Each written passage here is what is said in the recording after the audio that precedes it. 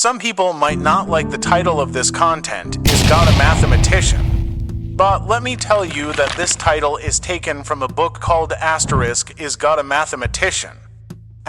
Written by Mario Livio, an astrophysicist who once worked with the Hubble telescope. However, don't be mistaken, this book doesn't talk about religion at all, it purely discusses mathematics. Even though it's all about math, Mario Livio reveals many fascinating things. He shows how mathematics works in such a mysterious way that even scientists are amazed by how it can uncover things that were previously unknown. Take the example of the God particle, discovered in 2012 by CERN scientists. This particle had already been predicted 50 years earlier by Peter Higgs through a mathematical formula. Or consider the black hole, which was successfully photographed in 2019. Scientists found it in Einstein's equations from 1915, 100 years before. On one hand, these discoveries come from the brilliant minds of their founders, like Einstein. But interestingly, even Einstein himself was puzzled by how perfectly mathematics aligns with what happens in nature. Eugene Weiner, a famous physicist, even wrote an article titled The Unreasonable Effectiveness of Mathematics in the Natural Sciences. He pointed out that the way mathematics so effectively explains the laws of nature seems almost unbelievable. In this video, we'll go over a few simple examples of how mathematics sometimes or even often seems unbelievable. You can decide for yourself whether it's just a coincidence or perhaps a sign that this universe was created by the one who truly understands mathematics. So, guys, get your minds ready and your faith strong, because we're about to dive into a discussion that might just blow your mind.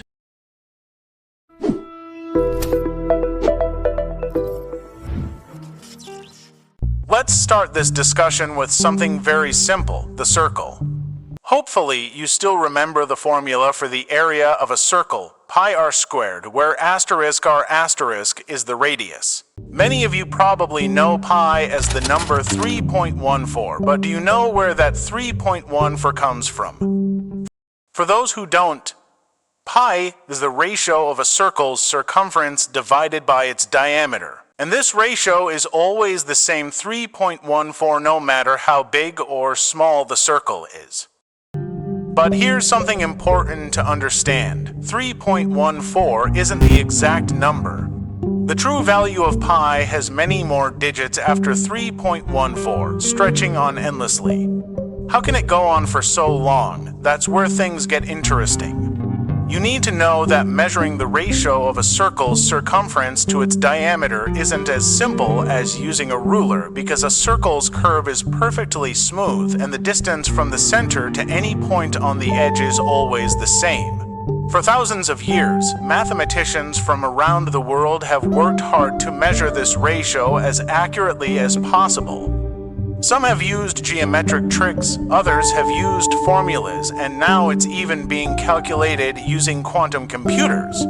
But the more accurately it's measured, the longer the number gets.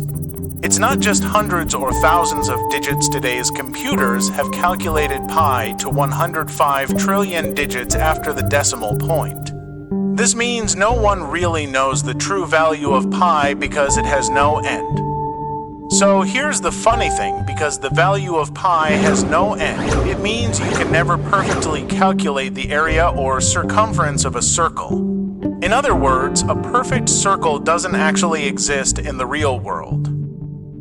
What's even more interesting is that pi is considered an irrational number. What does that mean? In mathematics, a number is called rational if it can be expressed as a ratio of two integers. For example, 0.5 can be expressed as 1/2, and 0.75 can be expressed as 3/4, and so on. Even 0.3333, which repeats, can be expressed as 1/3. But pi cannot be expressed as a ratio of any numbers. The fraction 20 to 7ths, which you often use as an approximation for 3.14, is just that, an approximation, not the actual value of pi. Some of you might say that it's just a number and doesn't mean anything in the world. But who says that? Everything in the natural world tends to take on circular or round shapes. The sun, stars, planets, their orbits, raindrops, cells, and even atoms all have circular forms. Therefore, science and technology wouldn't exist without considering the value of pi. Just take a look at the physics formulas you've learned. Pi is everywhere. And here's the strangest part. Pi appears in random things.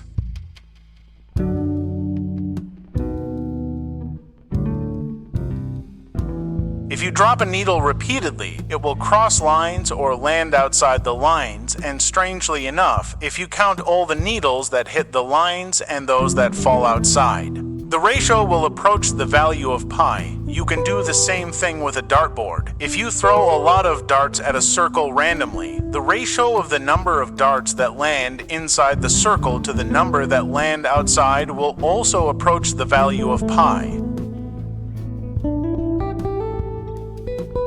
So just how mysterious is pi? It's found everywhere, doesn't match any ratio, and everything seems to depend on it.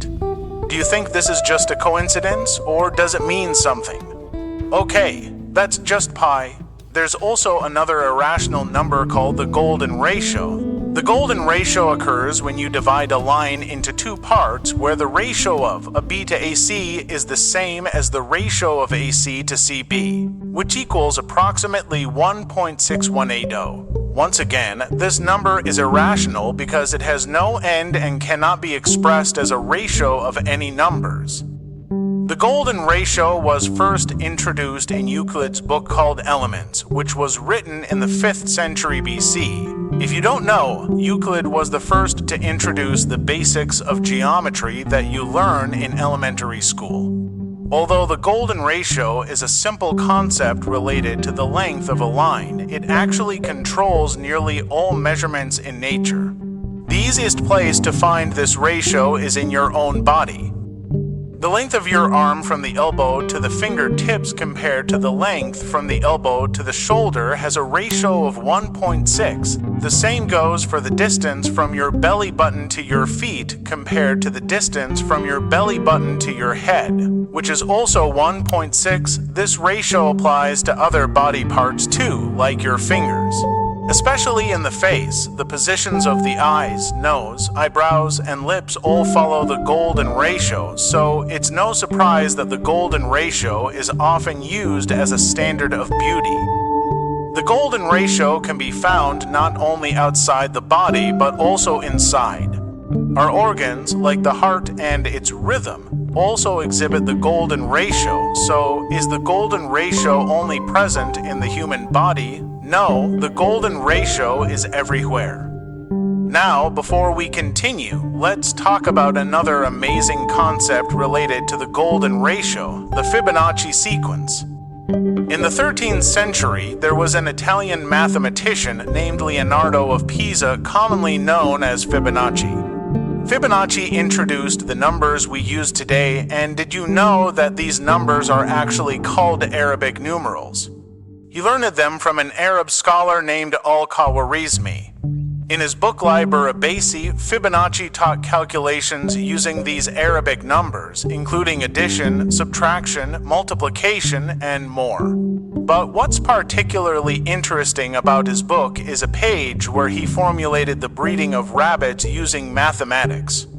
At first glance, it might seem strange to connect mathematics with rabbits, but interestingly, Fibonacci discovered that an ideal pair of rabbits would produce another pair, leading to an increase in the population. Each month, the number of rabbit pairs grows in a sequence like this: 1, 1, 2, 3, 5, 8, 13, and so on.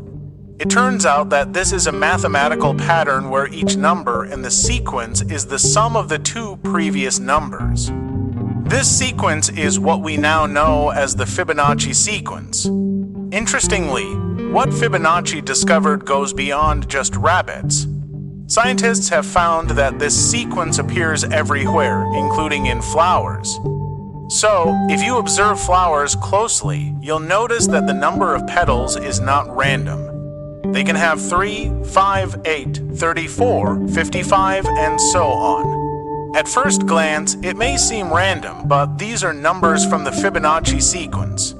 The most interesting example is the sunflower. If you look at the sunflower, you'll see that its seeds form spirals. If you count the number of spirals, both clockwise and counterclockwise, you'll find that both are Fibonacci numbers. Moreover, the seeds grow in a unique way, sprouting one by one from the center at an angle of 137.5 degrees. You can also find the Fibonacci sequence in the skin of pineapples. The pattern on the pineapple's skin forms spirals, and if you count the number of spirals, you'll see that they are also Fibonacci numbers. You can find the same thing in pine cones, cabbage, and even leaves, which grow following the Fibonacci sequence. So, without realizing it, math is all around us. This is what puzzles scientists about how plants seem to understand mathematics. The magic doesn't stop there. If you take the consecutive numbers from the Fibonacci sequence and divide them, the larger the numbers, the closer the ratio gets to the golden ratio. What's interesting is that if you arrange each number in the Fibonacci sequence to form stacked squares, the ratio of each adjacent square will also be the golden ratio. The most interesting part is that if you draw a curved line passing through each square, it will create a spiral. This spiral matches perfectly with all the spiral shapes found in nature. This means the golden ratio is everywhere, even inspiring human-made art. It's said that Leonardo da Vinci's paintings also follow the golden ratio. The golden ratio is widely used in architecture as well. Even today, it is taught in graphic design, and many logos are created using golden ratio techniques. In fact, there are many more wonders in nature beyond pi, the golden ratio, and Fibonacci. We haven't even talked about fractals, where behind random patterns like tree branches, lung pathways, lightning, leaves, and many others, simple mathematical patterns are hidden. We also haven't discussed Turing patterns, which were discovered by Alan Turing, the father of computers. He found that the patterns on zebra and giraffe skins, as well as the patterns in how cells grow, also follow mathematical rules. And remember, we've only discussed this from a mathematical perspective. We haven't even looked at it from a physics standpoint, which is even more extensive. If we were to go through each topic one by one, it wouldn't fit into just one short video. But the main point is that scientists themselves often run out of words to describe the amazing mathematical phenomena found in nature. Eugene Weiner expressed this thought in his article, "The wonder and the suitability of mathematical language in formulating the laws of physics is the greatest gift that we neither understand nor deserve."